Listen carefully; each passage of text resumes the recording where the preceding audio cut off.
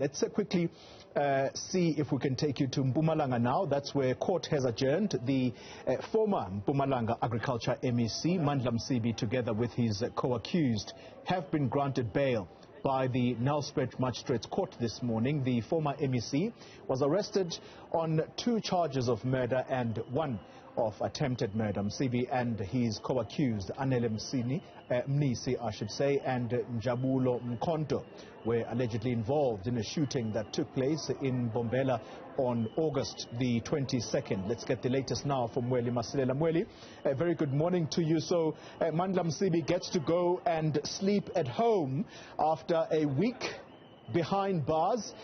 Talk to us about what the ANC in the province is likely to be dealing with, therefore, given the large support that Msibi has enjoyed outside court.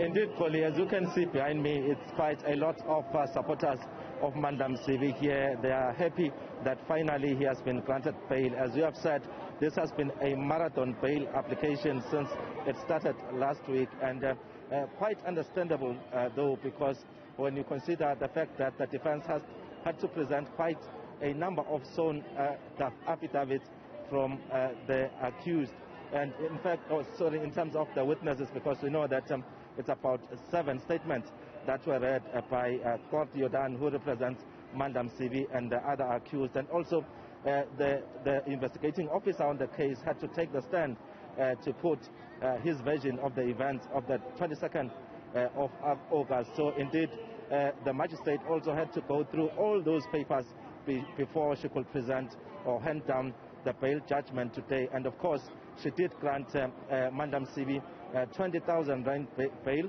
and also the other 2 accused as well. They were granted 20,000 rand bail each. And I can tell you that the supporters who have been coming to court are happy about that, because they've been maintaining that this arrest of Mandla Msibi is politically motivated. But let me quickly get some reaction from the acting secretary of the ANC in the province, Lindy Wenchalinchali. Your quick reaction about what has transpired here in court today. Thank you very much, and good afternoon to your viewers at home. We think justice has been served, because here we expected that our courts must work free and fair, and they must be transparent and do their processes without any political pressure or any interference outside. And I hope today all of us will have learned to trust our justice system. They've handed down the verdict in terms of the bail application. I think they were fair, and all the issues raised by the investigating officers and also the NPA in terms of saying whether they are a risk if they are out and assessing the environment, I think it was a fair representation that was done today. And here we want to confirm that as the ANC also would want the truth to come, because the issue starts at the meeting gate where we're meeting as the Provincial Executive Committee. And I think we'll be allowed, and we'll wish that the investigating officer, he would come and ask statements from the ANC, because I'm the one that was issuing invites. I know who was expected in Nutting House, and people that came without an invitation in Nutting House, they must explain themselves here before the police and to ourselves. Why were they there when they were not supposed to be there? And that matter, we will attend to it. That is why I was saying now it's a start, that we unveil the truth, so that we are all certain on what has happened, so that there is no political game, because here lives have been lost, maybe more lives would have been lost, because also when people were barging in by the Nutting House, we were threatened as we were working and busy with the list processes. And I think that matter, the police must not be one-sided, let them be fair, take both sides and make sure that the truth is told to the South Africans.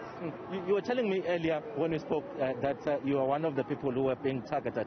If you can just elaborate on that, and why will you be targeted as the acting secretary of the ANC in the province? Remember, as the provincial secretary, I was presenting to the Extended National Executive Committee all the list of councillors And by the time we were presenting, I was called by one of the one surviving Lifa, Councillor Lifa. He called me and said, no, Bal, I'm by the gate and I want to talk to you. I want to give you more details because what you are presenting is not true. And threatening me, I said, no, I'll not speak to you. You are a councillor. The reports that I'm delivering nationally, they are coming via your region.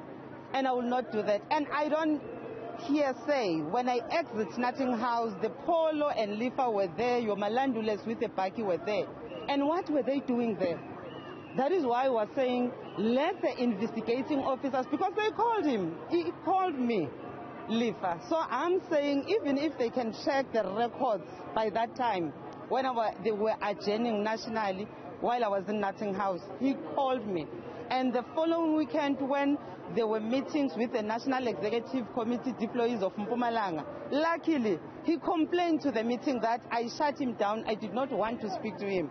So now is the time that he must tell us really who called him, who gave him my number to call me and intimidate me, so that we're not one-sided on these matters. All right, thank you very much, Lindy Wenchalinjali. She is the acting secretary of the ANC in the province. Well, it looks like she's got more to tell us, Polly, but unfortunately, due to time constraints, we'll engage her further about these issues. She's saying that police shouldn't be one-sided, and also indicating that it looks like there are issues of factions within the ruling party in the province. So I hope we'll get some more time to talk to her about that, Polly.